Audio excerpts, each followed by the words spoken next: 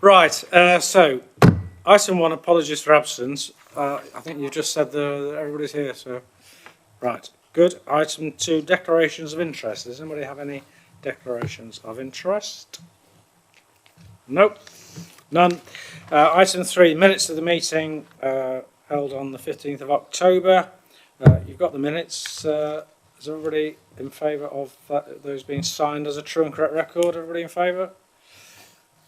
Good, thank you very much indeed. Stick that in the corner out of the way for a minute. Right, so without further ado then, let's get straight on to item 4, which is the business support offer in the borough. And who am I asking first to? Sorry, probably, would you just both like to introduce yourselves again? Does everybody know who the two ladies are, Caroline and Catherine, but perhaps would you like to introduce yourselves and your function so that everybody knows who's speaking?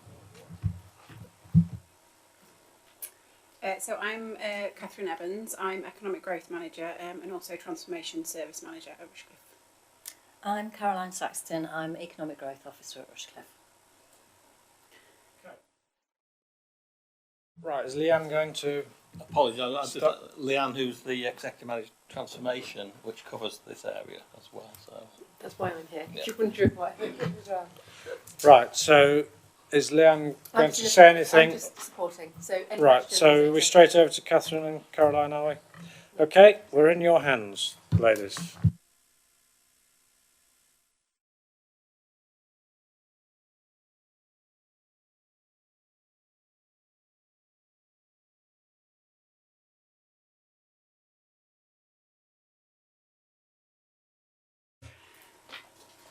So we've just introduced ourselves, but we are the economic growth team at Rushcliffe, the two of us plus Jacob, who is our intern. So we have an economic growth intern who works with us kind of for a year. Sorry. We have an economic growth intern who works with us, will be working with us for a year and then go back to uni. So we've done that for the last few years. So Jacob is our current intern. In previous years, we've come to Scrutiny Committee and done a kind of full update about everything that Economic Growth team does and bombarded you with lots of information. I appreciate this time we've also bombarded you with lots of information and data. There was lots of info in the appendices, so apologies for that, but hopefully you've had a chance to review some of that information. So what we intend to do with our presentation is give you a very brief overview of some of the highlights from that information, and then really it's kind of over to you for questions and discussion about where you want to take that kind of next steps and potentially future scrutiny items.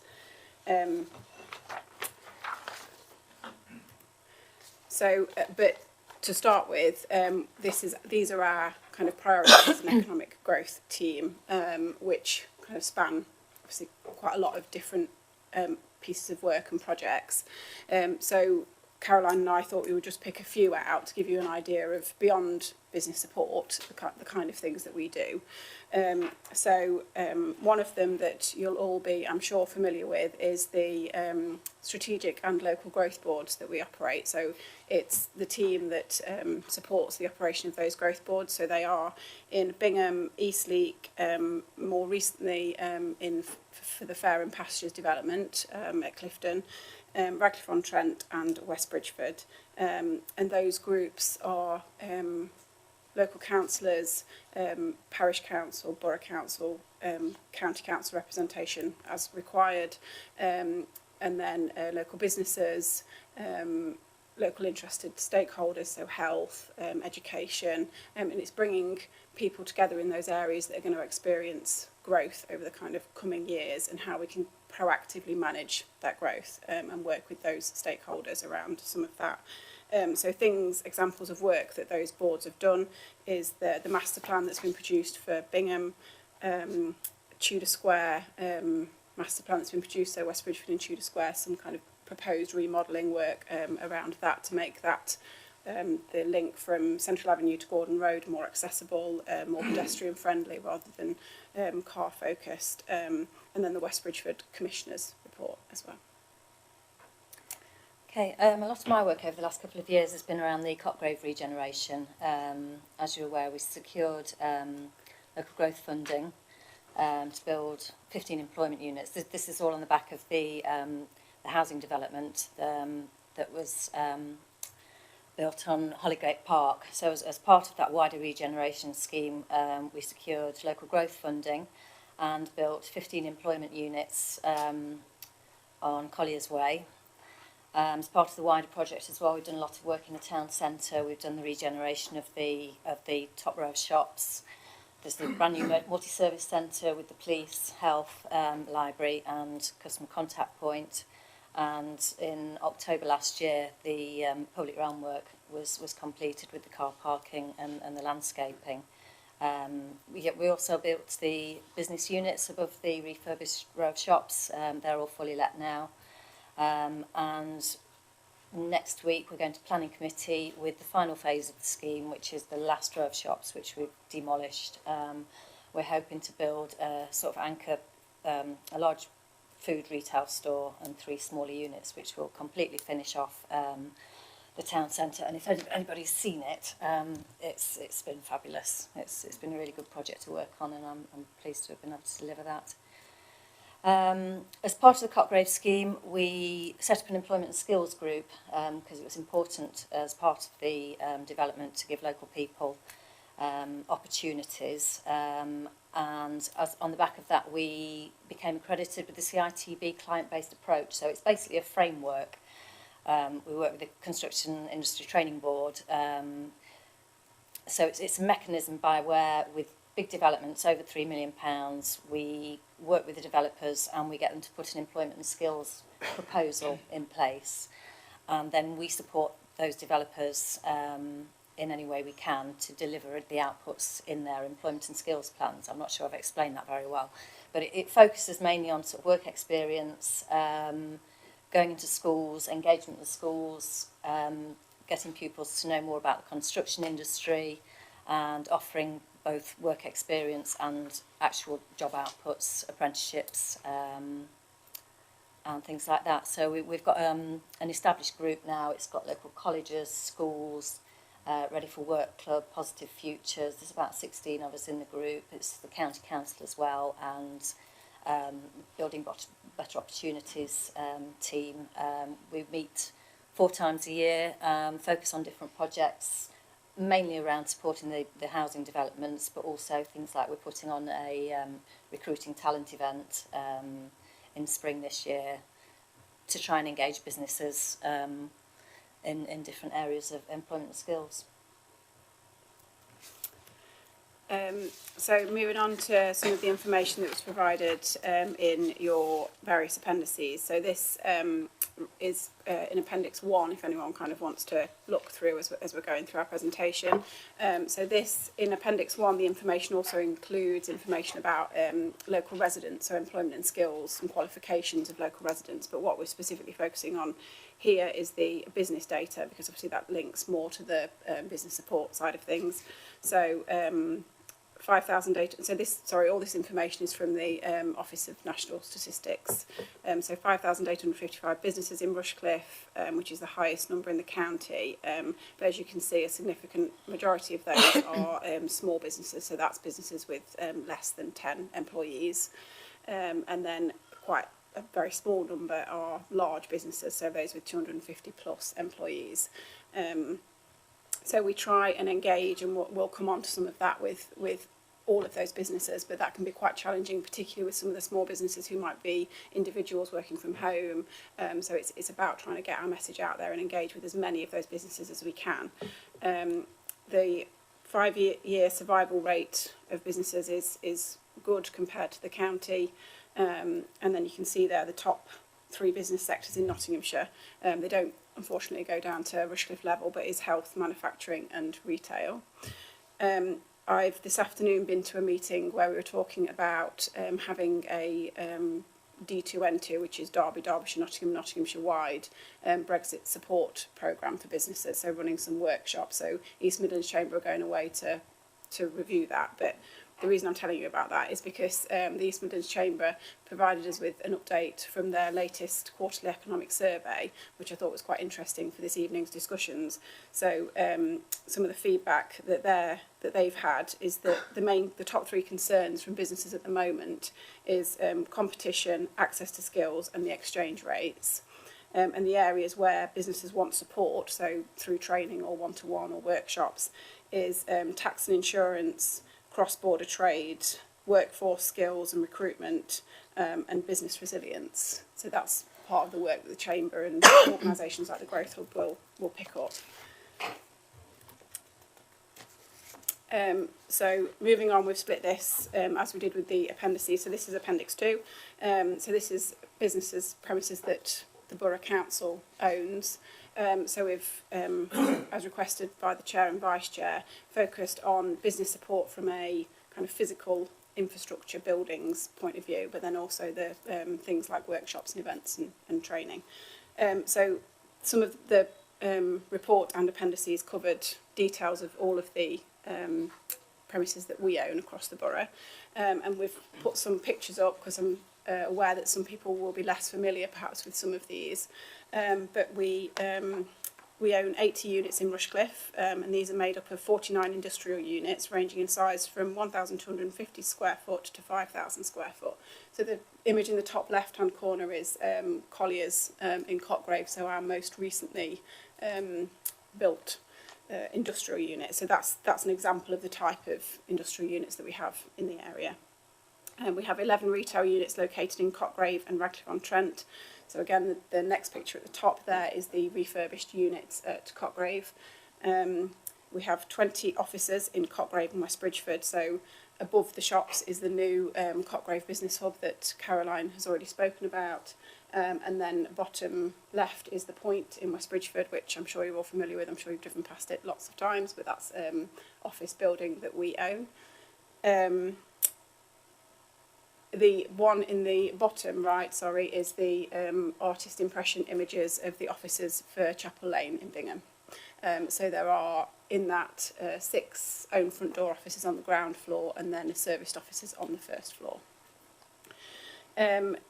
The occupancy rate is 99.8% or above for the last 6 months. So we have a performance indicator where we monitor the occupancy rates of our commercial property, and for the last 6 months it's been 99.8% or above.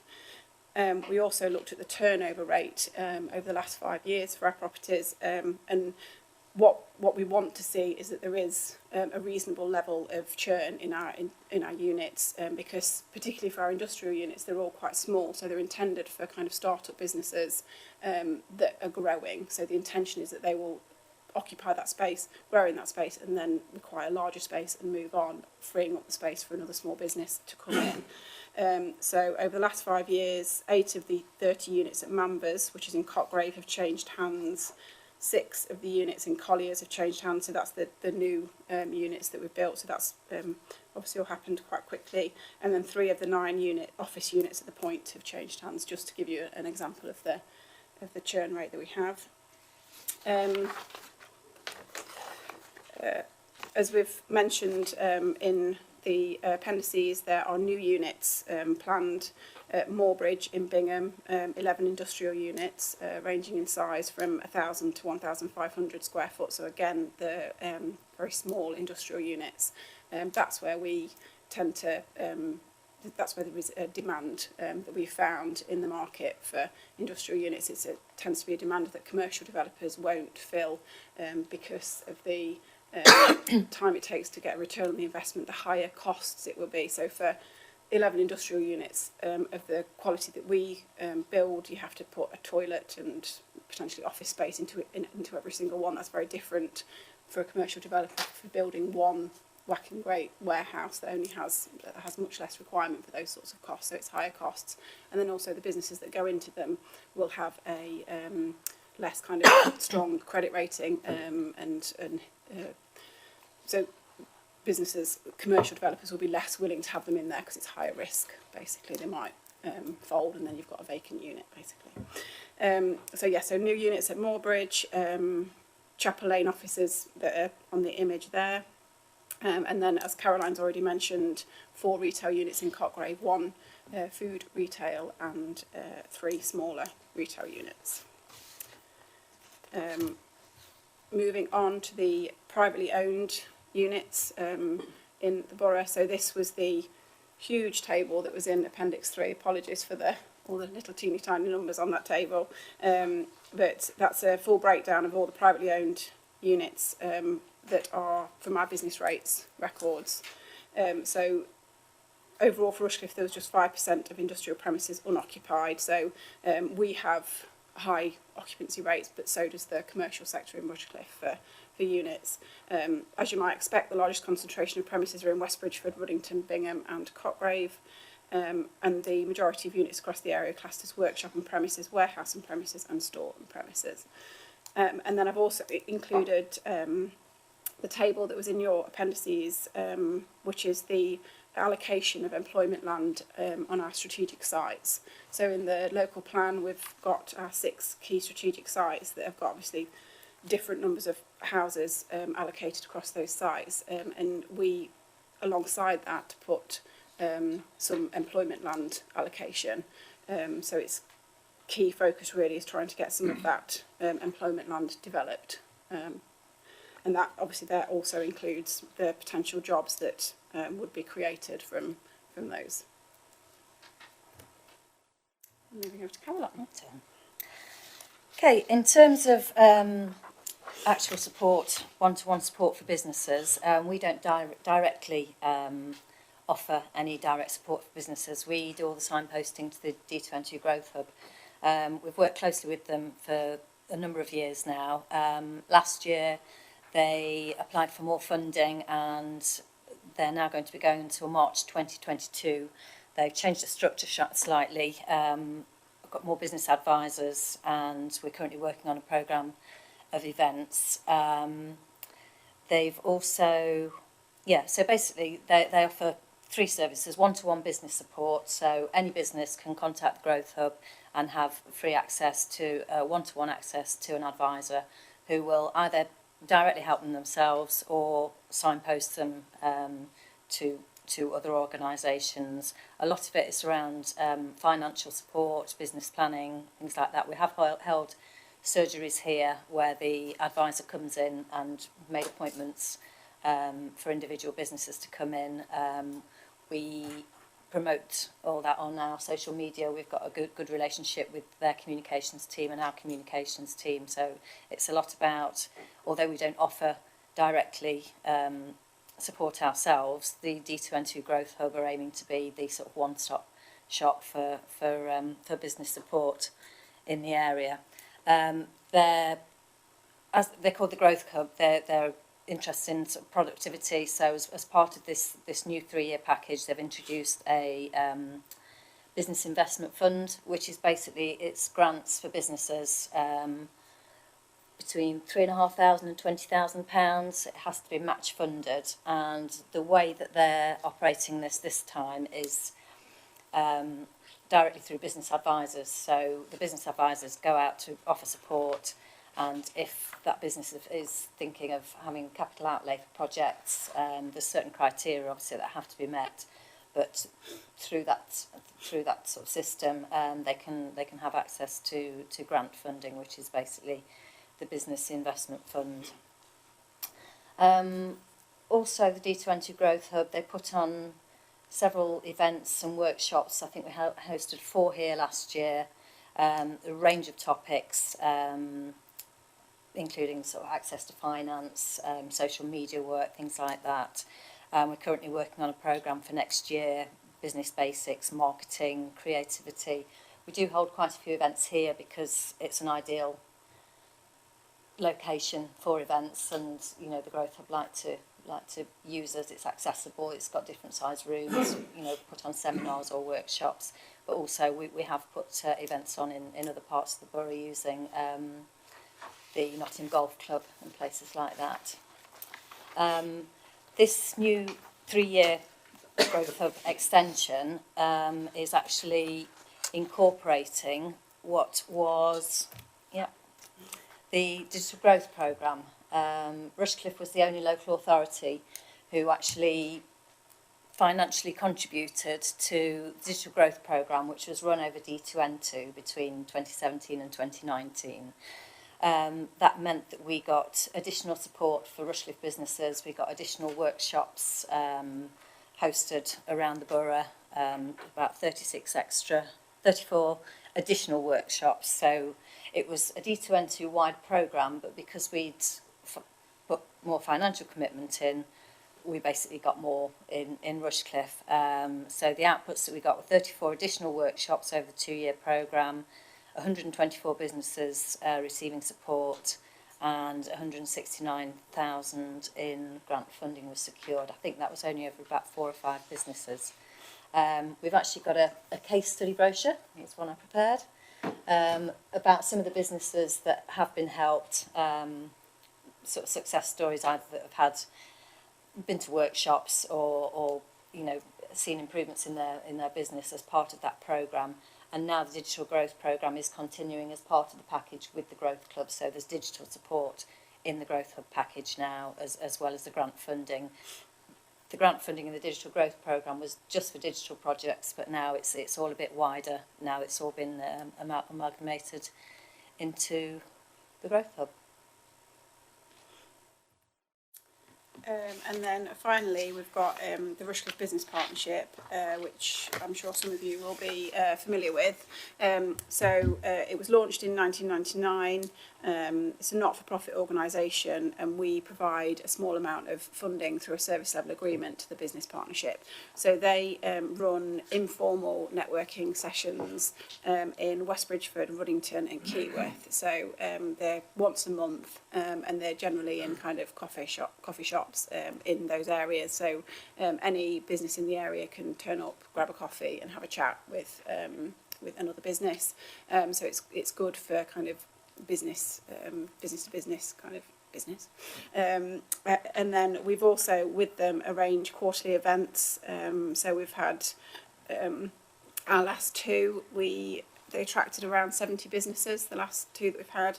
So we had one which focused on Stay Ahead, which was a European social funded project that Rushcliffe were part of, and provided some officer support into the delivery of, and that offered free training to businesses to upskill their existing workforce.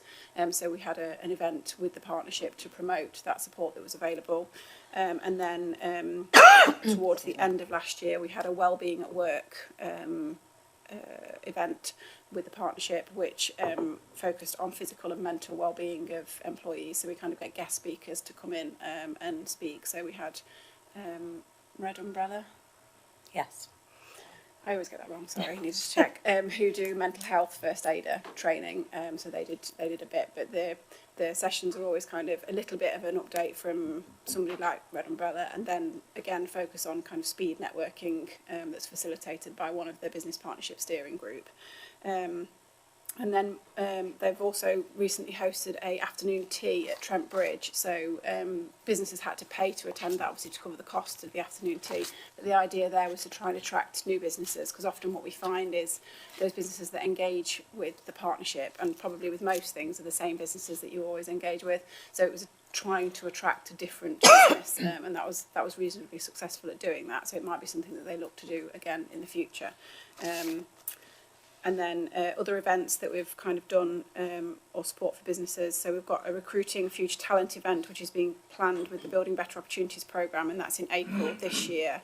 And then we're planning a big business event. So for those businesses that kind of 250 plus employees that I mentioned earlier, but also those that might be kind of significant businesses in the area, so people like Nottingham Forest, for example. We're planning an event, but it's going to be across Nottinghamshire for spring this year, and the theme will be around clean growth and sustainability. And that's us. Brilliant. Part 1. Great. Well done.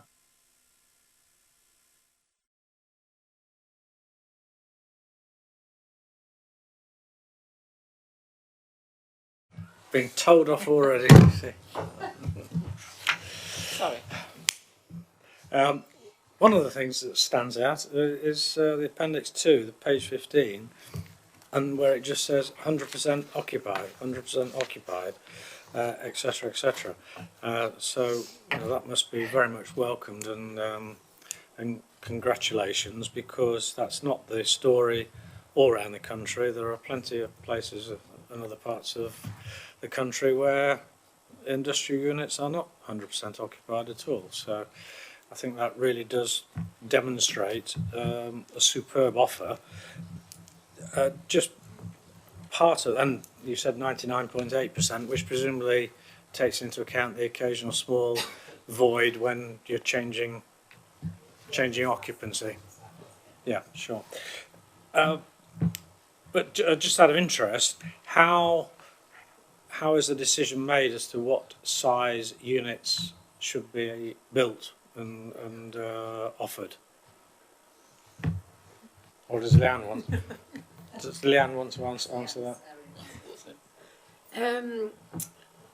We look at market demand. We look to see the units and sizes that we've got at the moment, the inquiries that we receive, and the gap in the market. But also our model is such that we fill the gap in the market. So we know that, as Catherine explained earlier, that the markets don't build small units because it's not economic. They don't have the certainty of getting an established tenant in those units. They're more often than not new tenants that may be successful but may equally not be, and then you get a void, or you get a quick turnover of units and void periods. So the purpose of our portfolio is to fill the gap that the market isn't filling. So it's cheaper to build bigger premises, and it's less risky to put established businesses in there. So we're filling a gap that isn't in the market. Okay, right.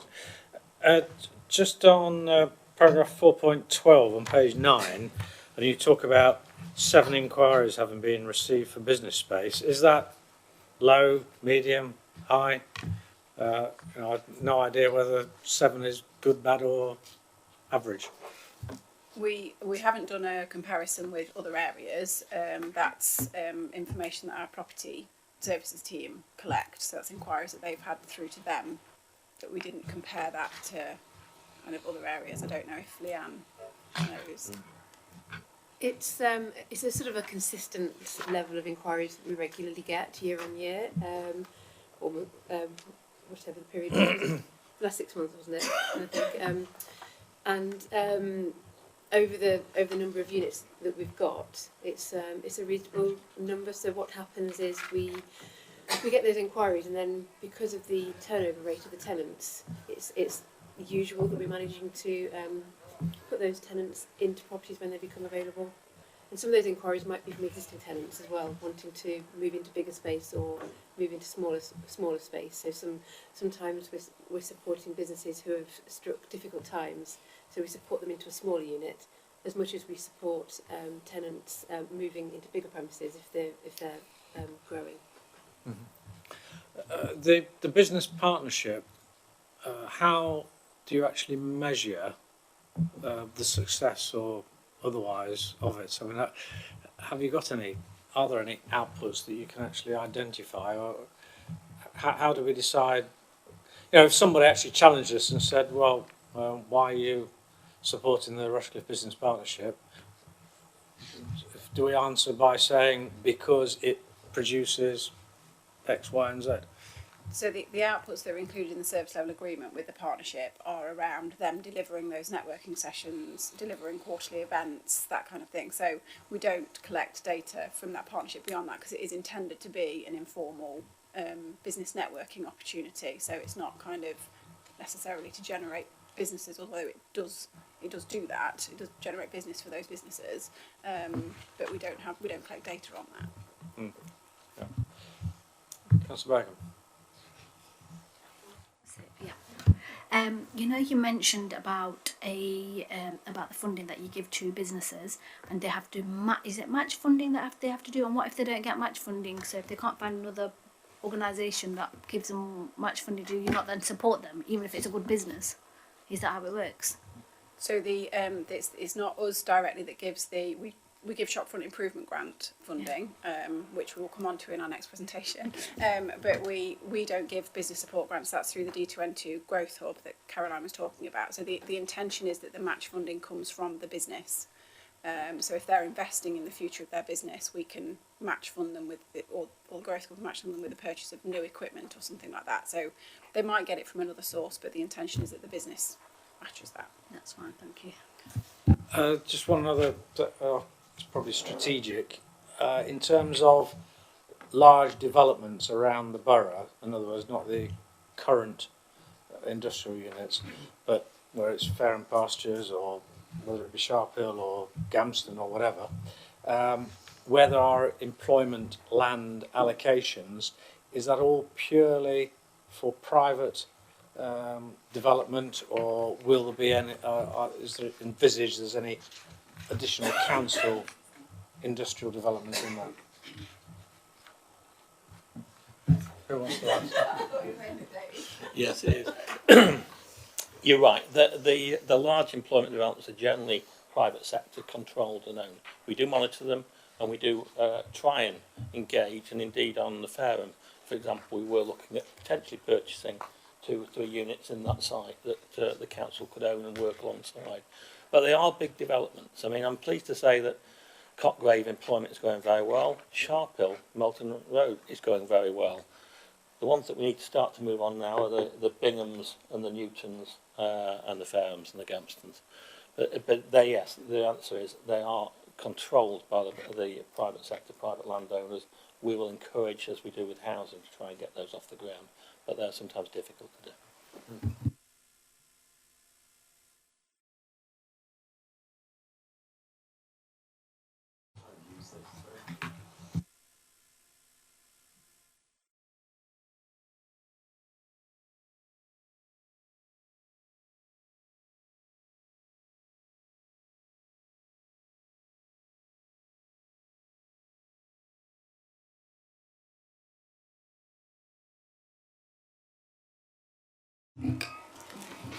Thank you, Tracy. Thank you, Mr. Chairman. I think firstly to reiterate what our chairman's already said, I think it's a great success story by the sounds of what we've heard and the evidence in the report. So congratulations to everybody on that.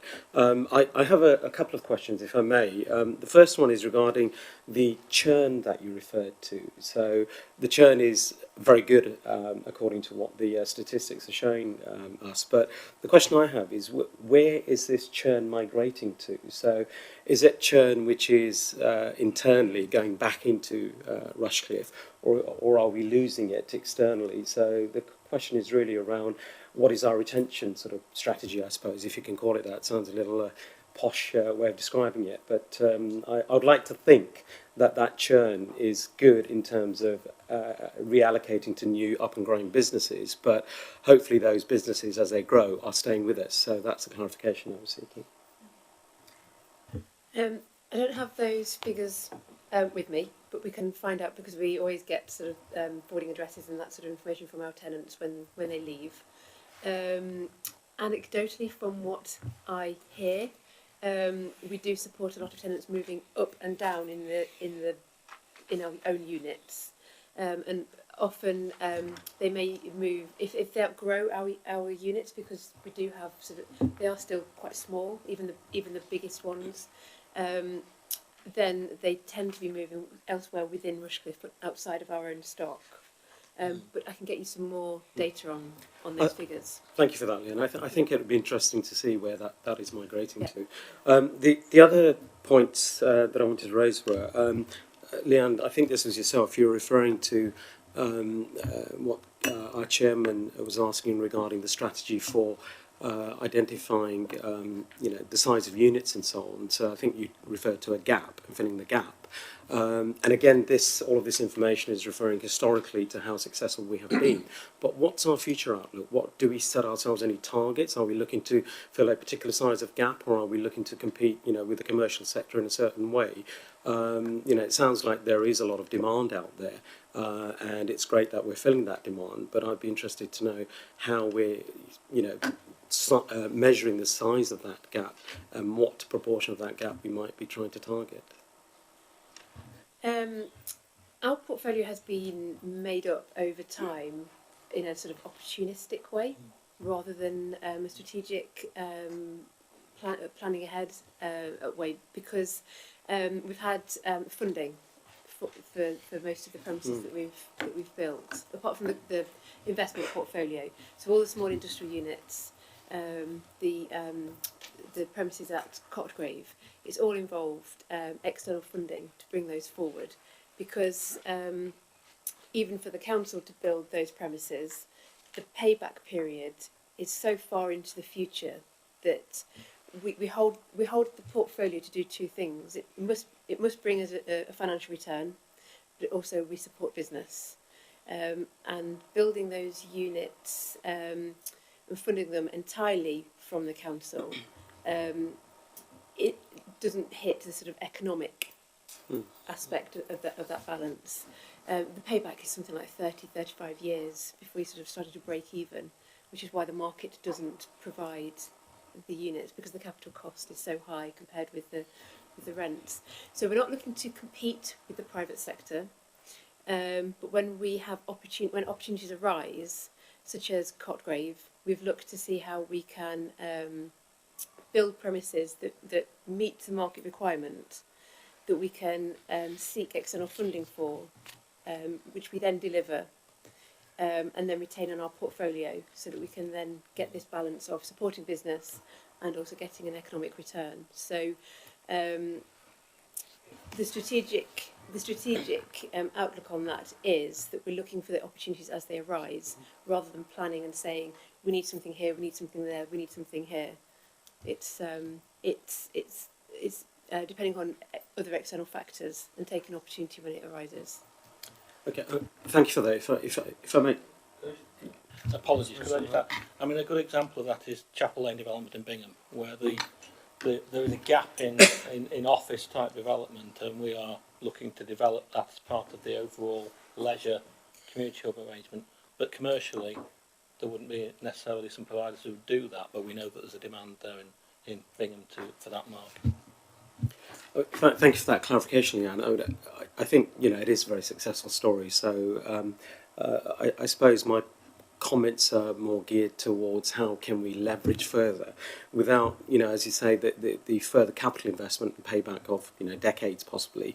What I'm suggesting is there a way of looking at the profile of tenancies, higher value clients, for example, or companies? I don't know whether that's an option, but that's where my thinking was coming from. Not necessarily capital infrastructure outlay, but more leveraging what we know is out there in terms of demand. So a slightly different strategy, which may have payback a lot quicker. But that's something I'd be happy to sort of talk through, because I've actually done that elsewhere. So maybe we'll talk offline. Just one final point, Chairman, if I may. More of an observation than anything else, but the pie chart and the profiling of the various clients we have, the sectors. One thing I noticed was there was no creative or third sector companies. Is that just because they don't feature on there, or they're too small to feature? That's an up and coming sector, obviously. It's a large sector in the UK, so I'm just curious as to know why they're not coming to us, or if they are, where they're hidden. We can have a look at that data. That's on a Nottinghamshire scale. I would assume that there should be featuring somewhere, because like you say, it is a growing sector, but we can see if we can find out a little bit more about what's behind some of those figures and where those businesses might be being categorised. The recommendations are, well, one of them says review the data, and the other one consider future items for further scrutiny. I was collecting thoughts in that respect, really the second one, but how do we assess the future demand? I mean, just for example, if I said, oh right, well, we've got 100% occupancy, let's just build double. They're going to get occupied, aren't they? What sort of market intelligence, or how do you assess the market intelligence to actually assess the demand to hopefully ensure that however many we do build, in reality, that they are always 100% occupied? But how do we decide, whether it's the right quantity as it is at the moment, or do we want double or whatever? How do we assess that?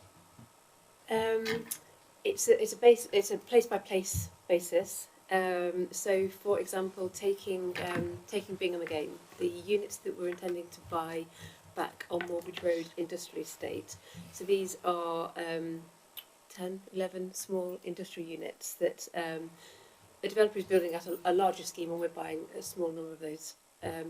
And we've done various things there. We've looked at what's in the area already, the quality of the stock, and the occupancy levels. And then we speak to local agents as well to garner their market intelligence.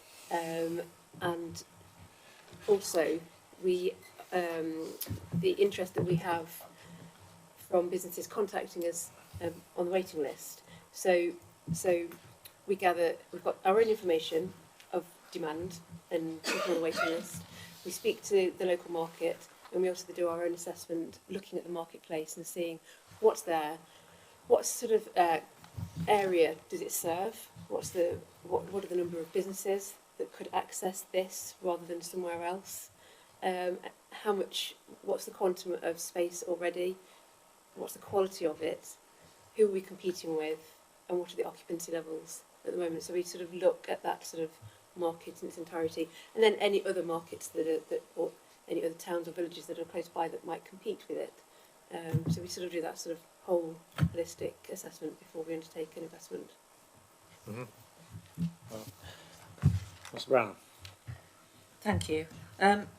Slightly following on from that general conversation, seeing all of these industrial units 100% occupied and a very high level of occupancy in the private sector provision as well suggests actually some market failure, because there is clearly a pent-up demand there. If you're holding 100%, when you've got a failure rate of businesses of nearly 50%, but you've got 100% filled for most of the time, it suggests that there's a huge demand out there for space that potentially isn't being filled, which is a fabulous dilemma to find ourselves in, but should feed into the conversation we just had about how we go forward in terms of strategy, notwithstanding what you say that the profit on those smaller units is such a long-term payback that the private sector doesn't want to engage with it, but it's the very rationale for why the public sector ought to intervene in a market where there's clearly considerable demand, and it does suggest if you build it they will come, even though the payback might be considerably down the line. So it's just to sort of register that it's a very interesting phenomenon that we find ourselves with. On the business advice provision, we talked about the networking not having hard output measures specifically. It was more number of events held, that kind of thing. On the business support provision by the advisors that D2N2 employ, presumably, or contract with, do we have any hard data as to the impact that they have on the businesses that they engage with? Do the businesses provide us with feedback on whether that advice generated new business, increased profit, attracted new employees? Do we have any of that kind of hard data that we can evaluate the success of the business support interventions that are offered? Between us. Not really. We have struggled slightly to get comprehensive data from the Growth Hub. It's partly because they've changed CRM systems. We have asked repeatedly, haven't we? We got very good data about the digital growth programme. That was all monitored. We had a proper service level agreement, had targets, and we had very good feedback and reports about that. With D2N2 Growth Hub, they report into the business board, don't they, with statistics, but that's not broken down particularly by authority. They are required by the RDF funding to report on the number of businesses receiving certain outputs. So the categories are sort of 12 hours and above, up to 3 hours, and I can't remember what the other one is. There's certain things that they have to report on, but on a local level, we don't have that level of detail. So there is information out there, but not particularly Rushcliffe specific about how effective the Growth Hub is in Rushcliffe. Although we do look at the this sort of overall data. What we have found is that when we've tried to put on business surgeries here, there's not particularly a huge amount of take-up. And when the Growth Hub did do an operational dashboard, we, at one point, they did percentages of the penetration rate by authority, and we were quite low down. Obviously, we've got an awful lot of businesses. We've got the most businesses, but our penetration rate was about 6%, which is probably on the lower level of the D2N2 Growth Hub. So, you know, we'll have a look at that. You know, we've done an awful lot around marketing, social media. We work closely with the business partnership to try and push the D2N2 Growth Hub events and business support, as well as through the growth boards. You know, the information that comes out from the D2N2 Growth Hub about funding and about workshops in Rushcliffe and the wider area. We sort of push through all our channels to Rushcliffe businesses, but it's difficult to get the information about the actual effectiveness and take-up of it. I was just going to say, because the case study brochure that we've got from the Digital Growth Programme talks about examples of businesses that have been supported and how that's impacted on their businesses. But for the Growth Hub, because we don't currently provide any funding into it, they're often reluctant to provide us with the level of detail of data that we've had in the past because of resourcing issues for them, and also then often details of the specific businesses that have engaged because the GDPR rules. They're sometimes reluctant to do that, so I think they would need a business's permission to kind of come and tell us, yes, it's okay that they've worked with them.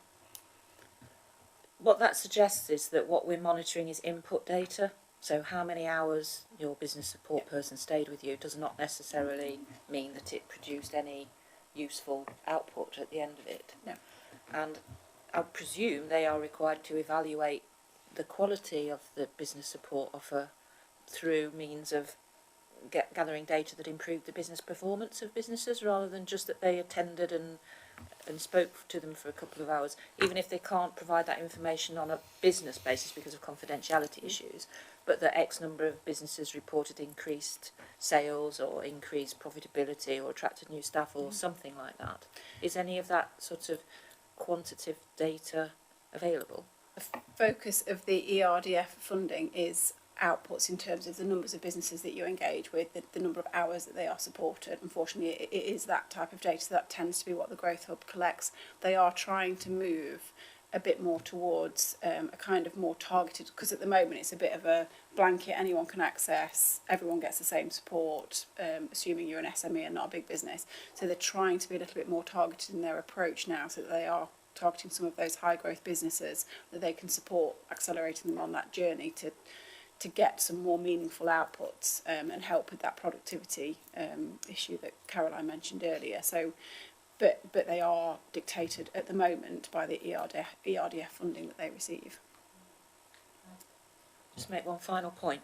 Would it be possible for, because you're talking about the business strategy going forward across the whole of the Nottinghamshire and Derbyshire areas, is it possible for us to extrapolate how that is going to look in Rushcliffe? Can they come and talk to us about how their strategic approach to business support is going to manifest itself in Rushcliffe, so that we can understand what their approach to dealing with businesses, dealing with Brexit is going to be, or dealing with availability of business space, or any of those issues we've touched on? Are they able to say this is how it would look in our patch, or is the data collected at such a high level that we couldn't ask them to come and sort of explain to us how it's going to look across our patch and what sort of offer our business can experience? We can certainly ask the question if they'll become unwilling to do that. What we might find is that the approach in Rushcliffe will be the same as it is in Bassett Law or wherever else, but we can ask them to come and explain that to us, what their approach is, and then potentially influence what we might want to see in Rushcliffe. But because we don't give them any funding at the moment, we've kind of got limited influence. Although saying that, they do regularly attend, we attend the Nottinghamshire-wide Economic Growth Officers meetings. We have them about every 6 weeks, don't we? And quite regularly the partnership manager and the marketing manager will attend that meeting. The last one that we had before Christmas, that was around going forward what we felt that our businesses would want in terms of workshops and themes, and so that sort of fed into their process. It's you know, it's very much a two-way process. They obviously want our input as much as their own.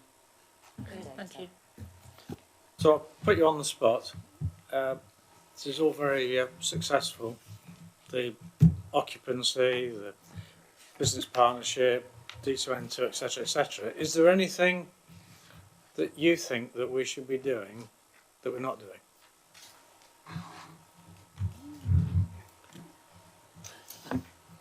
That has put you on the spot, hasn't it? I'll let you think about that for a little while.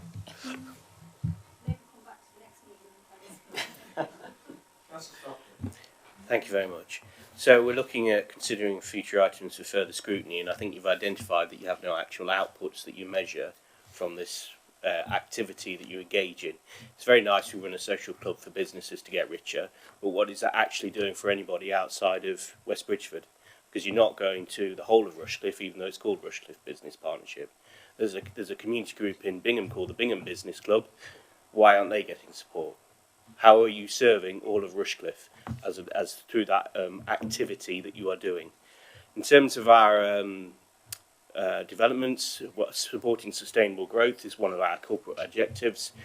And you've got a list there of large sites. How many of those sites have actually delivered jobs? What is the number of jobs delivered? And in terms of what you're promising there in terms of numbers, what percentage have you actually produced in terms of outcomes?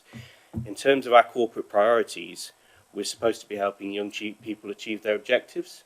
So how many young people have been helped into jobs by our actions that wouldn't have got in if we hadn't intervened in the market in the way that we do? So I'd like to see some clearer outcomes of how we're creating jobs, how we're creating young people's jobs, and how we're serving all of Rushcliffe and delivering the sustainable growth, which includes economic development in those large sites, and some actual figures behind that, to show that rather than just saying we're busy doing events, what are those events actually achieving would like to be something I'd like to see for the future, please. Any comments at this stage? If I can try and summarise where I think we are, there's been a few issues tonight where more data is required, and some of those come under Councillor Stockwood's questions there. So retention strategy, where we're losing businesses out of the area. Creative or third sector, what element of business is there? Business support and outcomes, how we can work with D2N2, and young people and jobs, and whether we can provide more detail. I think I've got two potential items for scrutiny, and I'm still thinking about the last one. If I can talk the first one, growth plans for industrial units, and try and answer the question from Councillor Stockwood. We've got 6 strategic sites. We can only develop industrial units or employment units on agreed policy sites. There are 6. 2 of them we are already engaged with in terms of Copgrave and Melton Road, Sharphill. And it is opportunistic. I was just sat with Leanne here, and we have just recently completed on a unit at Melton Road at Walton as an example. So we do, but we can't develop the whole site. They are big sites, these. We haven't got the resource to develop the whole sites. Indeed, developing just a big site for small industrial units is not appropriate. But maybe there's a scrutiny item to come back to say what are our growth plans for those units and how will we engage with those 6 strategic sites. And it does link to an item that is on the June meeting, provisionally, for Fareham development. And Fareham has a massive employment site on it, and the developer there who we're working with, CWC, are an employment developer. They specialise in employment units. Bringing them into the June meeting will provide a lot of background information of how they develop in the market and how they do. So I think there's a potential scrutiny item potentially linked to the June meeting on employment sites and industrial units. The second scrutiny item, which I'm thinking of, is the D2N2 and inviting them into a future meeting of this group. The issue, and you'll often see me, I refer to, I think, what's called the scrutiny matrix. and I know it can be difficult, but as officers, what we need is clarity from you about, okay, we invite them in, but what the heck are we asking them? What we aiming to achieve from that unit? And your discussions tonight will go forward to the corporate overview group to consider, well, should we invite the D2N partnership into this group, or actually is it being delivered in another way? But I think from this item, I'd like to take those two, if you agree, they're the two items I'd take forward to satisfy the second recommendation is potential scrutiny items, unless I've got something wrong. Now, apologies, I probably haven't answered all of Councillor Stockwood's, but I think a lot of that was data that we may need to provide as well. So it's a mixture of data and of potential scrutiny items that we'd try and consider with a member overview group and future work programme. God, does everybody agree with what's been said so far? Yeah. No. The definition of sustainable development, which is a key corporate priority, includes economic development. If you're not delivering those jobs, then your future of the local plan part 2, and you're reviewing it, you shouldn't be developing more neighbourhoods or communities unless you're providing local jobs in those areas. Even if it's private sector delivery, it's still the case that you must provide economic sustainability alongside environmental sustainability and social sustainability. So the point of it is our key corporate priority, and all the points I raised were directly related to corporate priorities, so they are compliant with the scrutiny matrix, is that we must deliver jobs on those big sites. And the point I actually missed in the points that I raised is that you've added a corporate priority saying you want to know about the environmental impact of your sites. I mean, how are you measuring that the business sites you've got are environmentally sustainable? How are they contributing to your carbon impact? And how is that being developed forward if you're talking about it separate to your asset investment strategy and otherwise? So all of the points in terms of supporting young people, supporting sustainable development and supporting the environment, as we now call it, are all relating to the corporate priorities. They're all compliant with the scrutiny matrix, and I'd like to know how many jobs have we actually created? And that comes back to the first point. There is data that you haven't been provided, we'll try and provide it.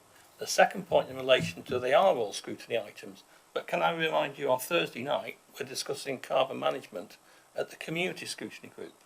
So what I'm trying to say is sometimes these items aren't necessarily discussed at this group, but they will be discussed somewhere else.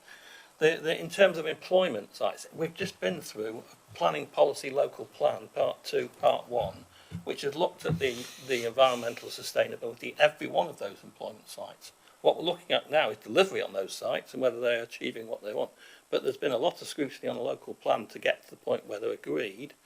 And then there is the local development framework, which is a different group that looks behind the scenes at whether it's achieving what it's delivered. So I think what I'm trying to say is it's not always this group that you'll raise an issue and we'll say actually it's being considered somewhere else or it's not appropriate. But don't think we won't take them away. It's just making sure that it's... But the point about the providing the jobs and the employment land allocations for each of the large sites, we just need to be scrutinising or checking that that policy is actually delivering the right number of jobs for the number of people that are moving into the area. So presumably that's something, that's a monitoring issue, isn't it? I think possibly you can do that with the ones that have been developed. So Cotgrave, Caroline's done a lot of work there, and you can start to look at, well, what was the plan and what is the reality? Sharp Hill is moving in that direction, but it's not quite there yet. So you can then look at what was the plan and what is the reality. Was it meant to be high quality jobs and it's turned out into big sheds? Yeah, it's that sort of issue. But I think I haven't got the answer for you now, but I think if there was a problem, if we're not delivering something, that's what we scrutinise, and I'm not sure. Funding that we receive from the LEP, we have to provide quarterly monitoring about the outputs, which includes jobs, not specific job types, but numbers of jobs. So in terms of the employment units and the town centre, we do on a quarterly basis have to report on how many jobs have been created, which is directly related to that funding. So growth boards included within this item, this issue? They are. Because my supplementary was then going to be, how do we assess the impact of the engagement or lack of engagement from the county council in relation to our growth boards? I don't know what the answer to that is, but there must be an impact. So how do we assess that? I will take that away. There is a strategic growth board, and that issue about county council non-attendance is only a recent issue. I'm not so sure it's been stated at the strategic growth board as to what response the strategic growth board would like to give to the county council for that action. What we are emphasising, I think Catherine emphasised, was that county council, if there is a specific issue, they will support issues that they will not. Their proposal is not to attend all the meetings. Okay, so maybe we're a bit premature on that then, perhaps. Yeah.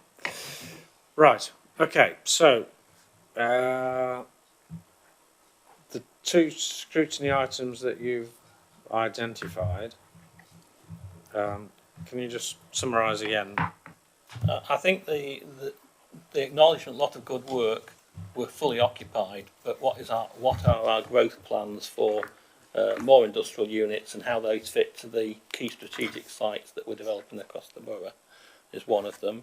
And the second scrutiny item is a little bit more of an information one, is should we be inviting D2N2 or the Chamber of Commerce to come to a future meeting and present their more detailed about outcomes associated with their work rather than inputs. Is that? No. So, yeah, sorry, can I just... Yeah, outputs associated with their work in Rushcliffe, if they can do that for us. And actually, just in case, or just to identify or assess, if there, my earlier question, if there is anything that we could be doing further that we're not doing, are we missing something? Albeit, I think it's excellent work that we are doing, so I don't want to decry it, but is there something else we could be doing? Who knows? Right. Is everybody happy? And I do want to just emphasise, a minute of the congratulations of the record of the occupancy and how we are supporting business. Are we happy to agree what we've just talked about? Yep. Okay. Thank you for that. So let's move on to the other item, which is the vibrancy of town and villages, etc. Supporting and promoting economic vibrancy. Who's starting this off? Same again? You've got a double act of us two again. Brilliant. So. Jolly good. On you go. So this time, again, we're going to cover the information that we've already provided in the report and the appendices, a bit of a high-level overview and some of the key themes coming out of that. So that what we're going to start with is a bit of a background of some of the work that we currently do, and then an overview of the retail reviews that were carried out, some of the information that the planning policy team have pulled together around the uses in our town centres, and then the town centre comparison table that was in the appendices. So as a bit of background, we've already talked this evening about the growth boards. So they were established in 2015, and then more recently Eastleek in 2017 and Fareham in 2019. Clearly the focus is broader than the town centre, but a lot of the focus is on the town centres in those areas, and maintaining the kind of vitality of those town centres. So whilst the focus is broader, there is a lot of focus on that. One of the first things that we did when we set up the growth boards was commission some retail reviews in each of those town centre areas, and Caroline is going to cover some more detail around that, which was provided to you in the appendices. Councillor Waite asked today for a copy of the retail reviews, and that's been provided. So if anybody wants a copy of all of the retail reviews, we're more than happy to provide those to you, so you've got all of that detail. But just bear in mind that some of the information in it is, we've not put it on our website just because it might be sensitive for some businesses, so because businesses are rated a red, amber, green, so if you're rated as a red and a business picked up on that, they might be offended. But we're more than happy obviously to share it with you if you would like that. So an example of piece of work that we do, and I've already mentioned this, is our shopfront improvement grant scheme. So we've got up to a maximum of £5,000 for businesses on the high street, which they have to match with their own funding, and it's exactly as it sounds. It's a contribution towards improvements to their shopfront, so repainting, new signage, all that kind of thing. It was introduced in 2016, and since then £65,000 has been allocated into that pot. So to date, sorry, as of July last year, that pot of money is now available to the whole of Rushcliffe, not just those growth board areas, which it had been previously.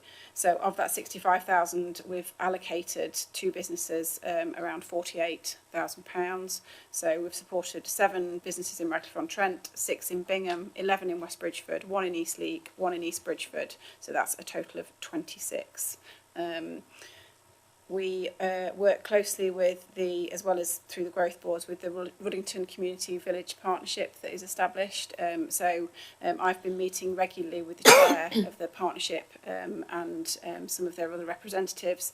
So we've done things around kind of engage with them and really proactively market their markets that they've set up, which are going really, really well. We've shared with them links kind of around best practice and things that we've done in other areas, so particularly Bingham Market, and put them in touch with traders that we've worked with in Bingham and in West Bridgeford to help develop their market. And we're helping at the moment. We met with them at the end of last week, and we're helping them with the development of an action plan for their group around village centre improvements that they want to see. So we're trying to help support that group, as well as, although it's not a growth board area, trying to help them with some of the work that partnership is doing, because it's a really proactive partnership. I'll hand over to Caroline. Yeah, we've also been doing work with some of the retailers on Melton Road. We were directly approached by them about 18 months ago about working with them.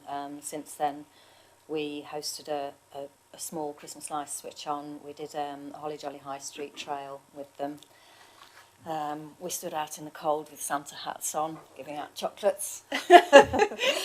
And we've done some public realm. Already left. A few. Not with Caroline there.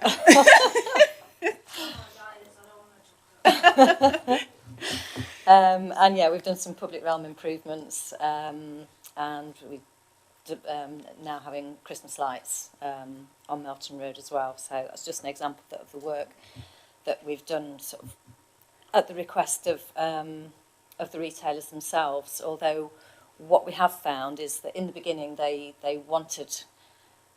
were quite keen to do quite a bit of stuff, but then this Christmas we didn't end up doing a Christmas light switch on because none of the retailers were prepared to sort of contribute. We found that it was very much us doing it, and not much input from them. So, I mean, we sort of agreed between us this year that yes, we were doing the festive lights, but the actual event didn't happen, partly because the resource from themselves to participate as well as it just being us. But we've built up a good working relationship with them now, haven't we? We've got a nice Christmas thank you. We've also upped our communications plan with a lot of the different town and village centres. So going out doing the High Street Heroes, our comms team have been working to sort of raise the profile of high street retailers. We've run several campaigns. We did the hashtag WTYT campaign across the growth board areas, and the digital growth programme, we did try to run a series of workshops aimed basically at local retailers, which had a small amount of success, but again, it's difficult to gauge how many of the retailers actually engaged with that programme.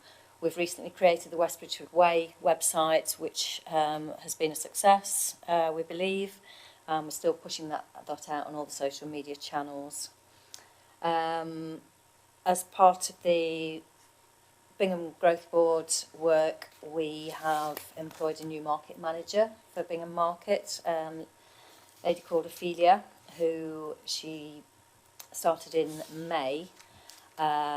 She's already made several improvements, improving the social media output. She's been very much hands-on, working one-to-one with the businesses, which I believe has had some really quite positive feedback. We are seeing an increase in footfall, we believe. I mean, it's still early days. She's only been doing it 6 months, but the general feedback has been on quite a positive note. And we're also working with the Town Council and an events team to try and utilise the Market Square a lot more, because that's one of the items that was identified in the Bingham Master Plan, was that, you know, it's a fantastic place, the Bingham Marketplace, and, you know, we should use that to try and increase the footfall and dwell time in the town centre, as well as focus on the shopping areas.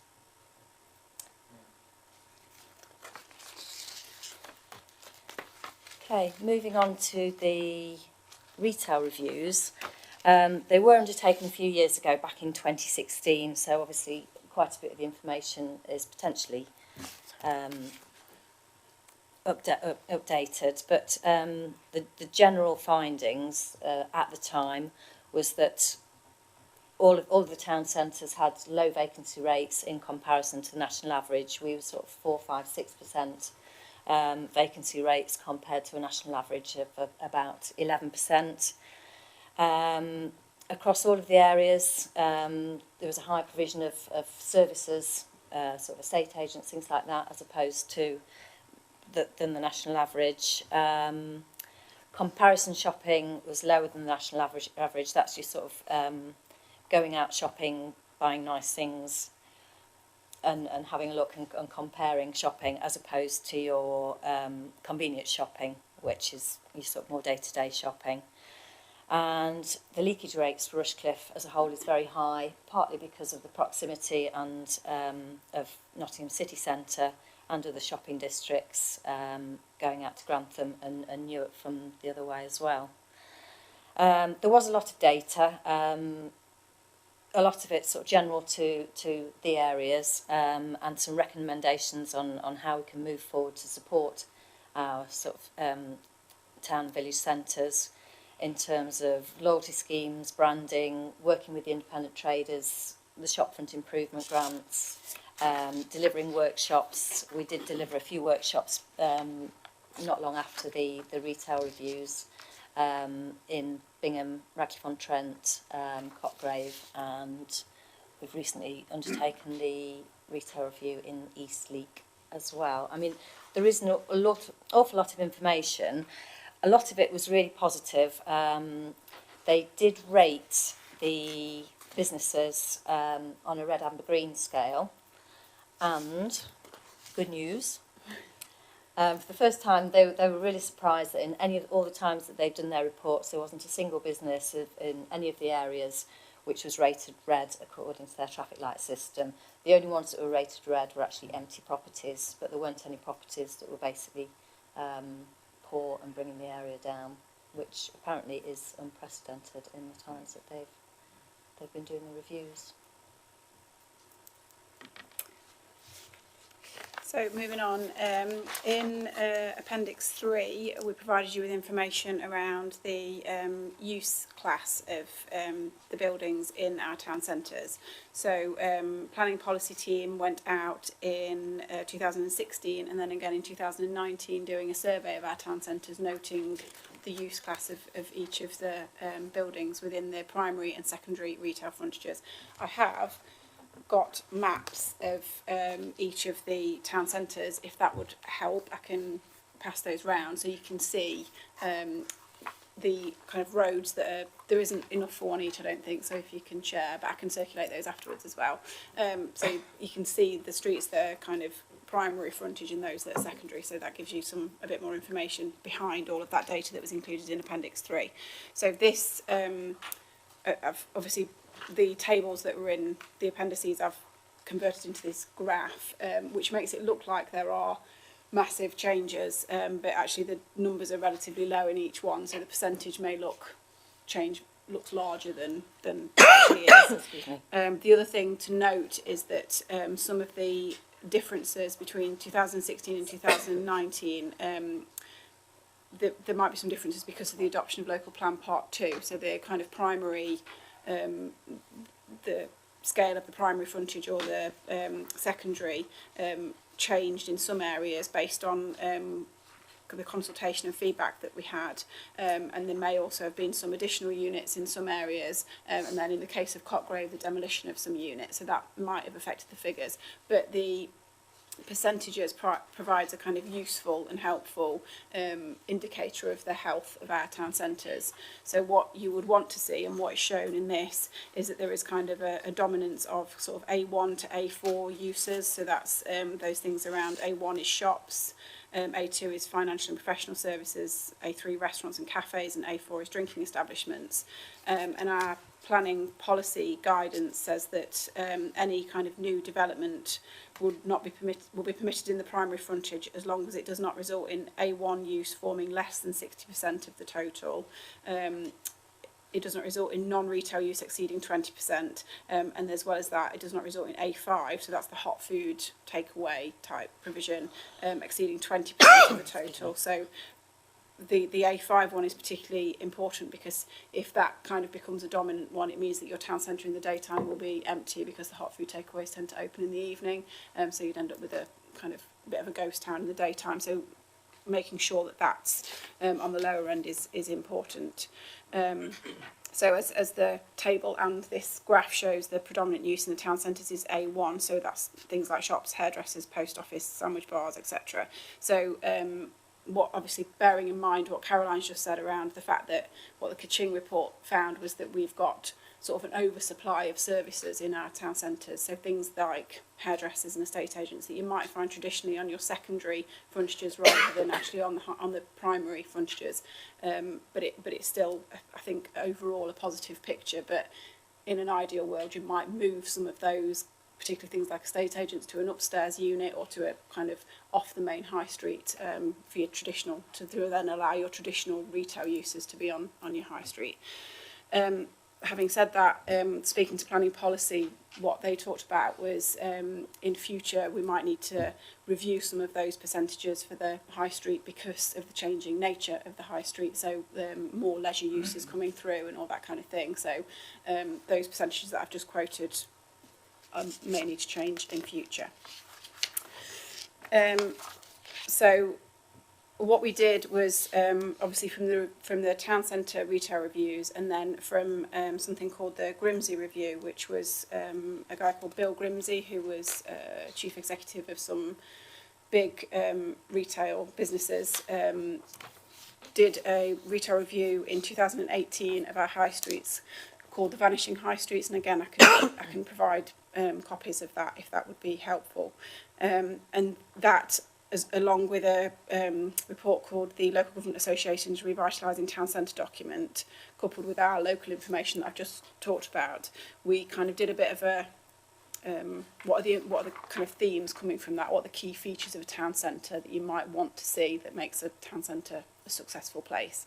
So that was things around accessibility, so Wi-Fi, parking, cycle storage and public transport, a mixed offer that we've already talked about with some of that service provision that brings people into a town centre, particularly things like cafes.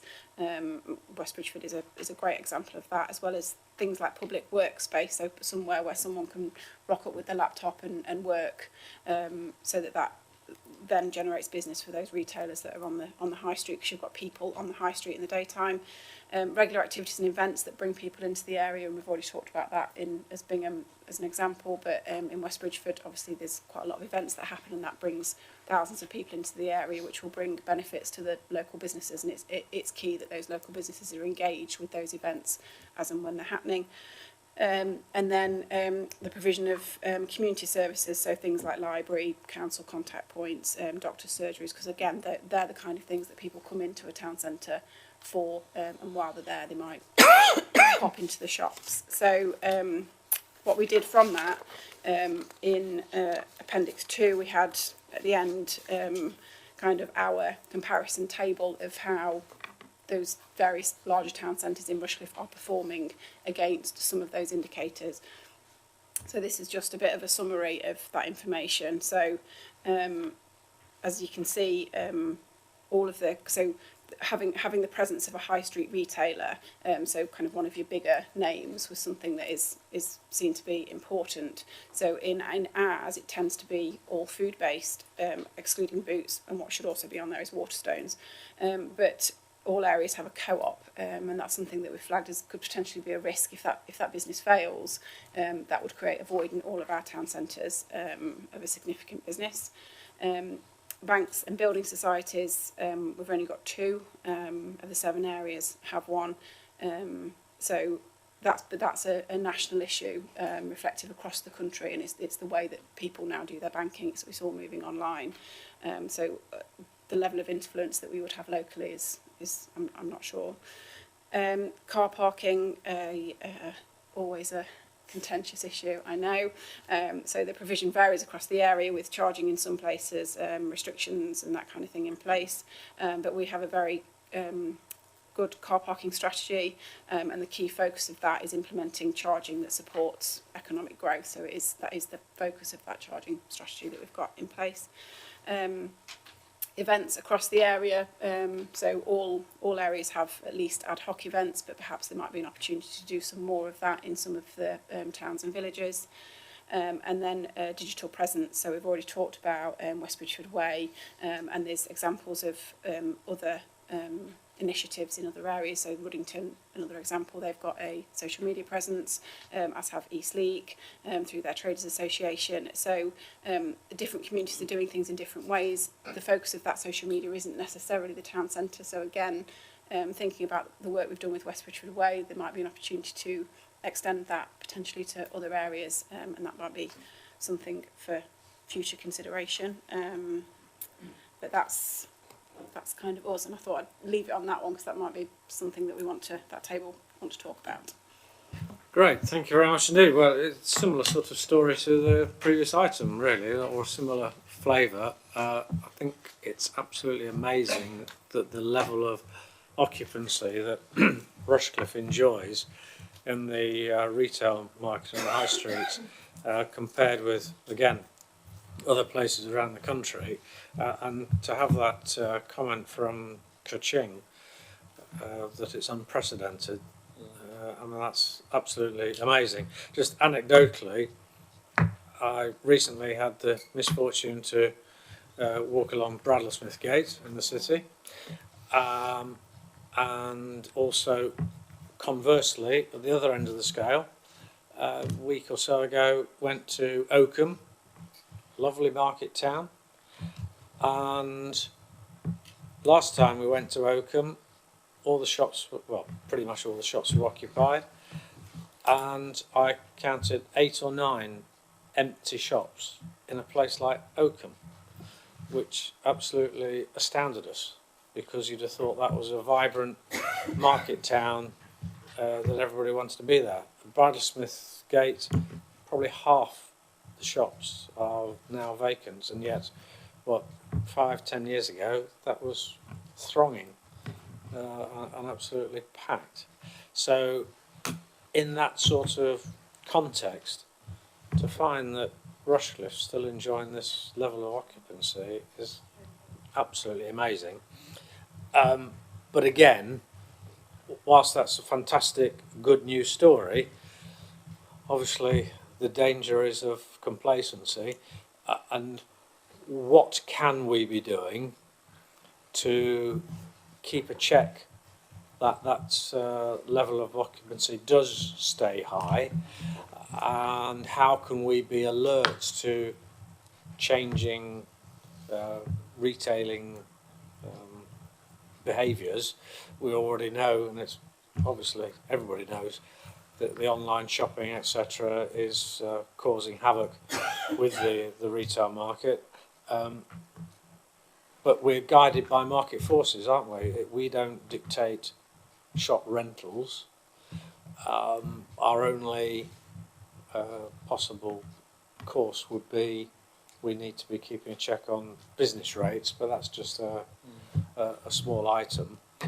But apart from that, you know, the question for me is how do we ensure that that vibrancy does actually stay high?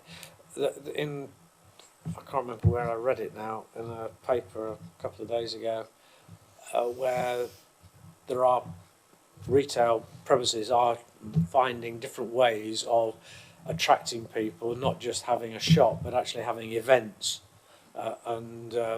So you're not just buying a product, you're going for, well, I was going to say an experience, but an event of some sort, as well as buying a product. So, I don't know. Did you want to make a... I'd like to make a point on that. Caroline touched on leakage rates, which is, can I explain that a little bit more? Because I think that, in terms of, I'll pick on Bingham, the residents of Bingham and the surrounding area, when we had that survey done by Kaching, I think it was around about just over 90% of the spend of those people goes out of Bingham. And therefore the challenge is to keep people in Bingham and go into the town centre and make sure that the town centres are viable. We don't have some of the bigger destination shopping like Nottingham City and Newark. We have the smaller centres, and they are very successful because similarly the comparison shopping, that's where a lot of the movement is going online. So the leakage is going either into the big city centres or the bigger shopping, or it's going online. And that's where the bigger centres, I think, are really struggling, because a big percentage of theirs is going online. But fundamentally, it's about how we make sure people in our areas use those town centres there. Rather than encouraging people to travel into those areas, it's about keeping the residents in that area going to shop in those areas. And that's why the success of a small team with things like the West Bridgeford Way and working with the Bingham Market and the intensive is why it's so key to us. I think that's why we have successful centres.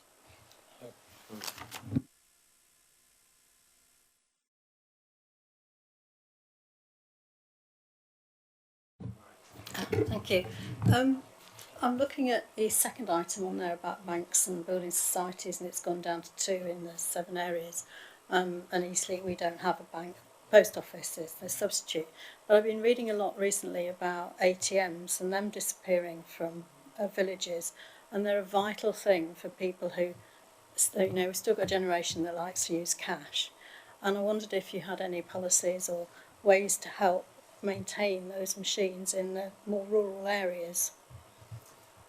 Can I just add a similar question to that as well, which I meant to mention earlier, in terms of how, because I'm not sure how we can do it, how can we react as a planning authority to keep a check on planning policies in relation to retail units, which would include citing of ATMs, or in order to try and react and keep the vibrancy, how do we scrutinise our own planning policies in order to try and react if we can?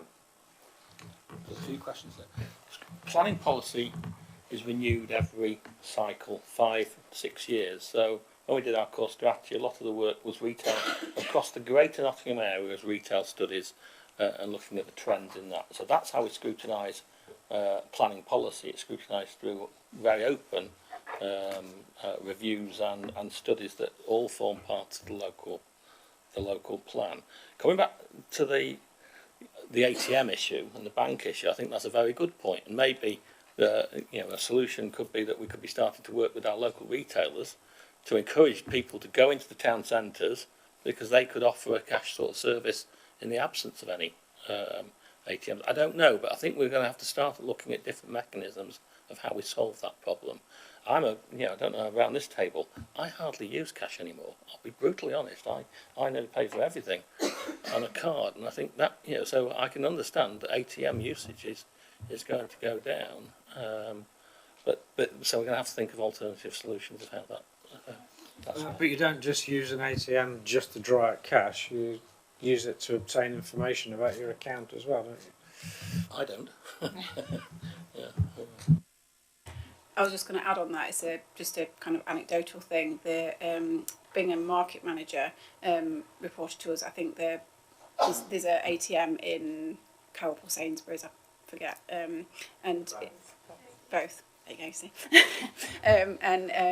One was closed and another one wasn't working, and the traders noticed a real impact on their sales because they only take cash. So that's critical in Bingham that there is access to an ATM machine. But one of the things our market manager is looking at is implementing a payment system. So or trying to encourage those traders so that they can take payment via card, because as Dave is a classic example, would expect to be able to do that. But you're right, I suppose it's about understanding better where there are existing ATM machines and where there is a lack of, I suppose, in some of those retail premises.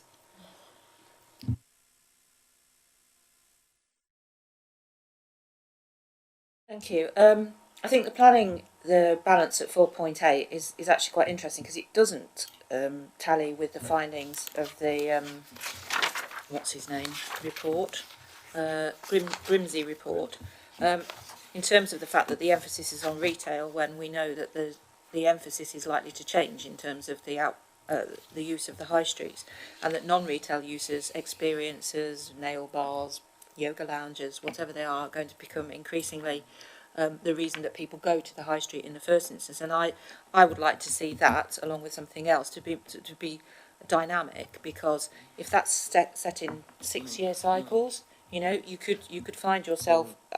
I mean, I have a bit of an issue with it anyway, because for me the market should determine the use of the retail units, and if people don't want takeaways, they won't use them. But I also recognise that there does need to be some intervention to stop that becoming a downward spiral in terms of usage on the high street. But I am concerned that could potentially be restrictive, and it doesn't accord with the findings of the Grimsby report, which I think are really interesting, and I would appreciate seeing the full report, and others may as well. The other thing, and this is a bit off the wall, but I mean business rates. It states in the Grimsby report that the business rates are the highest, the property-related taxes are the highest in many developed economies, and they're also not dynamic.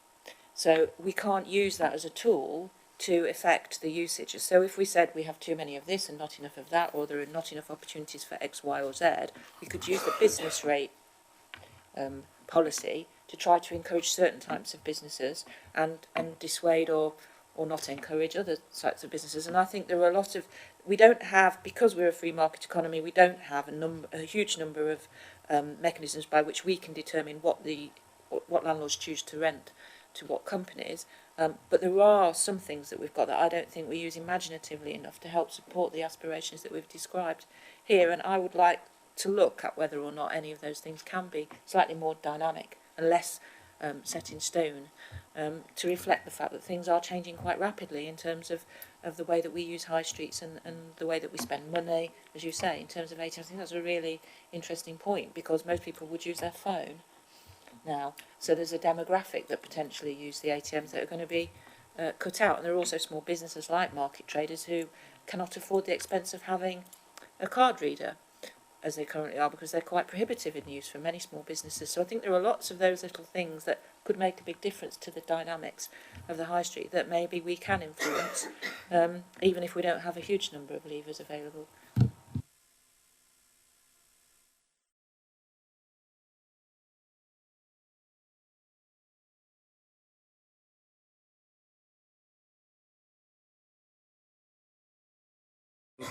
I think one of the things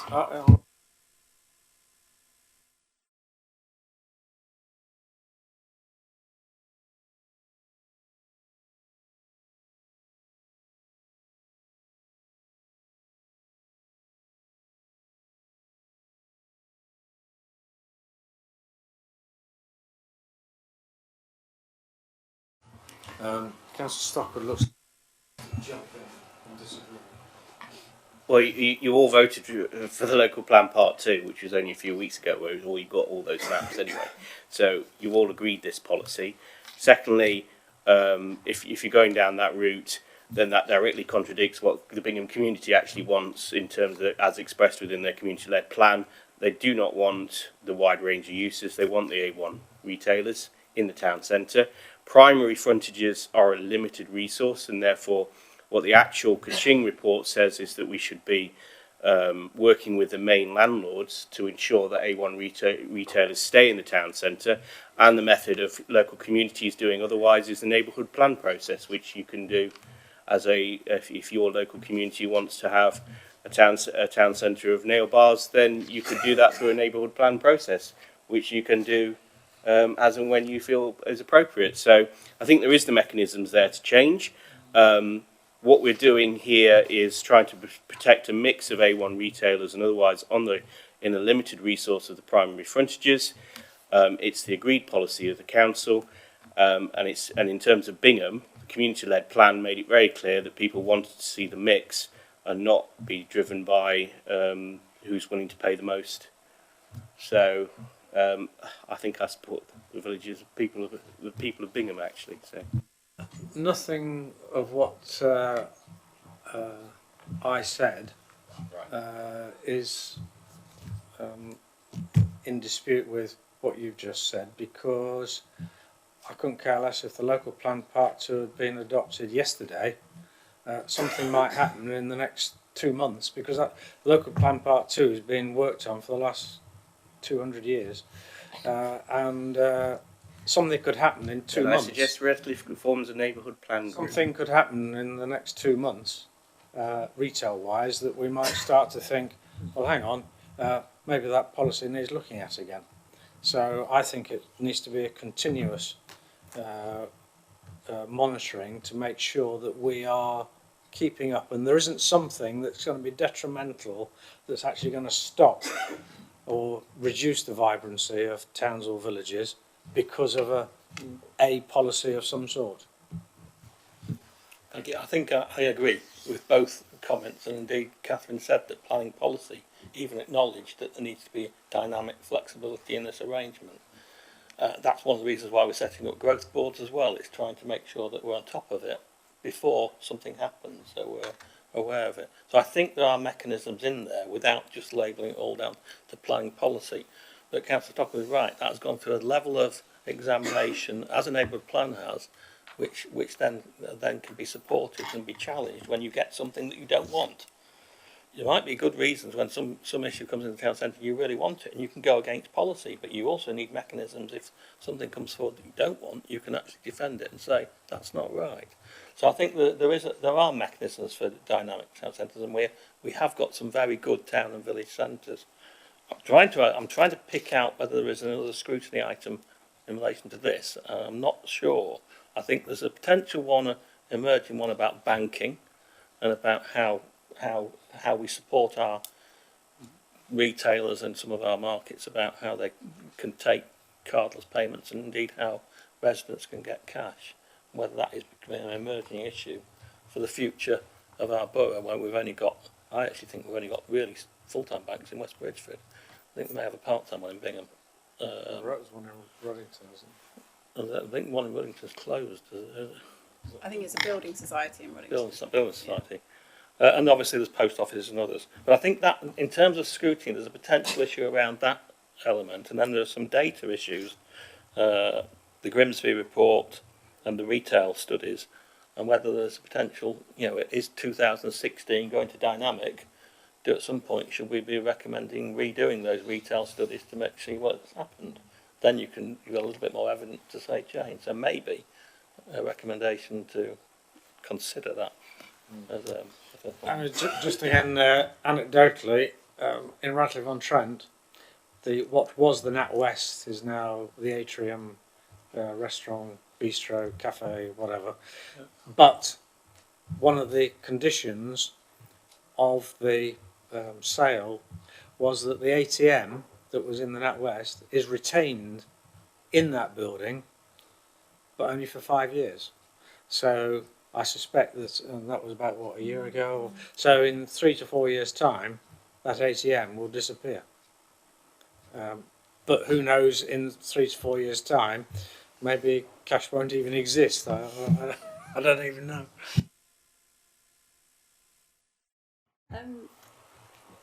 One of the things about the ATMs is if they retain them, apparently they're not going to be free for much longer, which has an impact on people who perhaps use them, people who have to be a bit more careful with their money perhaps, so that would have an impact on them. So if they take out £20 and they lose £1.50 straight away, that can be quite a problem for them. That aside, I would like to back your idea of looking at this report again, because I've just read the bit about East Leek, obviously, because that's where I'm from, and I was astonished how much of what's in there has actually happened and what big changes there have been in the 3 years. It was 2017 it's dated, I think. We're just into 2020, and there's been huge changes, and a lot of the things that were in there about improving X, Y and Z have actually happened, which is very heartening. One thing though is that somebody mentioned landlords, so you mentioned landlords, that I wonder if how we can contact landlords that are difficult to find.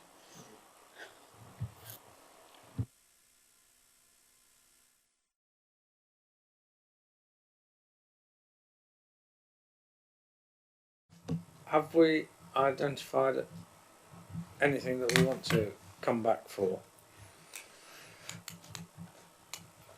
I'll come back.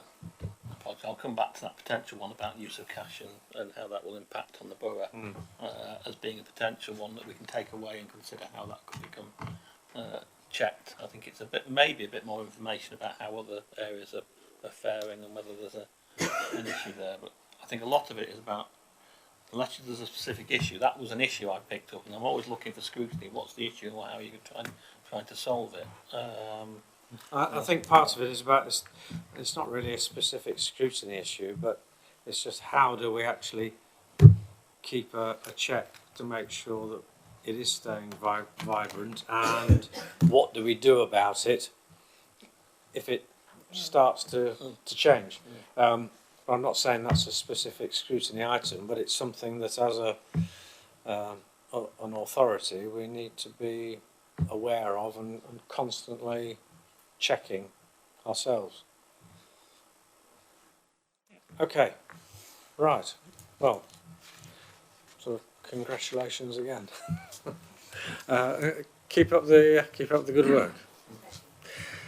Right. So the final item, which I forgot what number it is, the work programme, which I've lost completely. There it is.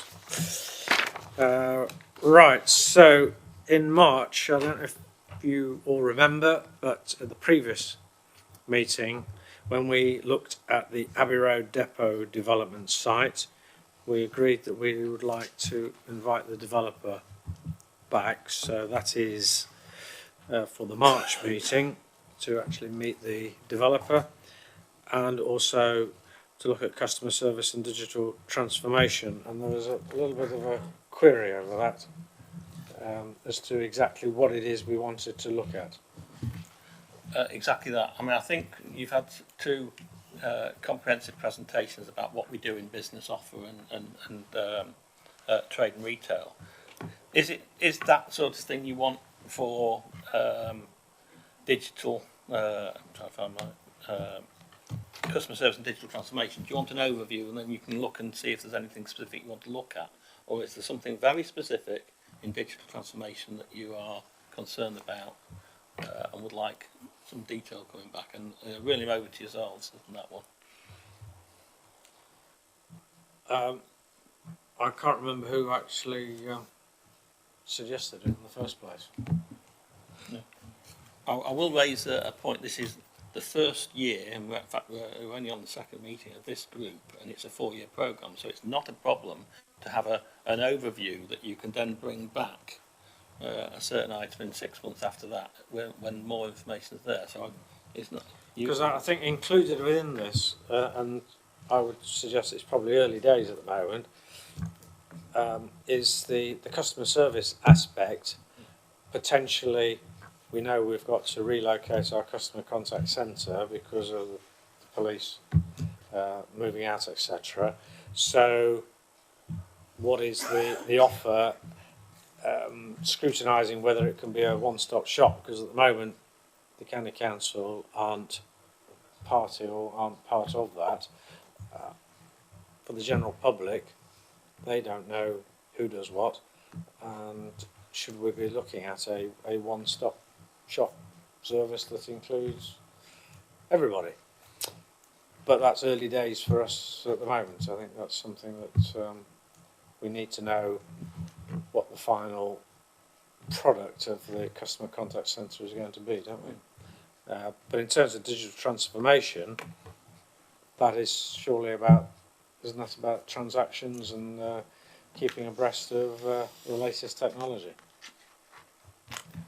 You're right. I'm sat next to Leanne in customer services Leanne's area. I mean, what we propose to do is bring Shirley Waltman, the customer services manager, in to give you an overview of how customer services is changing, and potentially link that to maybe the IT manager about digital transformation as a viewpoint. But in the 17th of March, will the customer contact centre relocation have progressed sufficiently to be fully in the public domain, or? The yeah, we're aiming for a February opening date for the new customer contact centre. The issue that we've got with it being a one-stop shop is the level of engagement we're getting back from other organisations. So we're still working with the police and Customer Advice Bureau, etc. But including something like the county council is a huge step into an entirely different way of working, and it involves the county council wanting to do that, not just us wanting to do that. Also, the size of the premises is really constrained, so it's just big enough to deliver the services that we're delivering now. We wouldn't have any more space to bring in other partners to deliver their services, so we would have to deliver the services for the other organisations. So there are those sorts of considerations to take into account, but it's something we can look at. Thank you.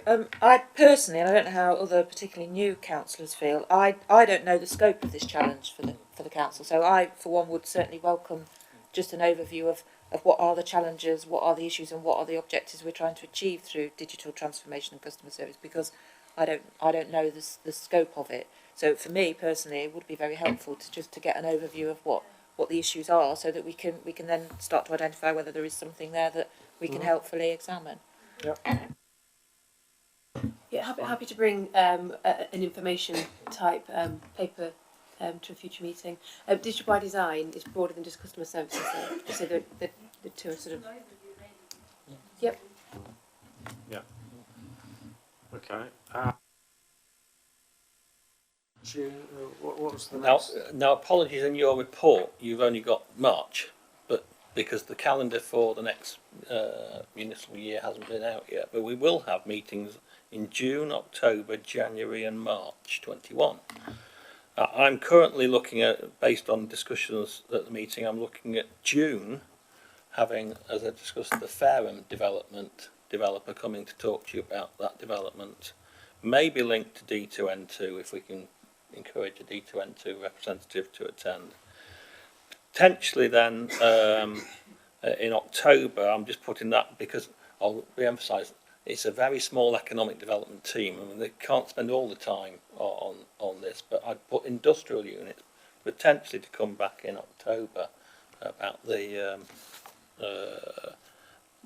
growth strategy and plans for industrial units, which may be a good item after you've heard from the Fareham developer. So I've currently got 3 or 4 items in the programme for the next 6 months.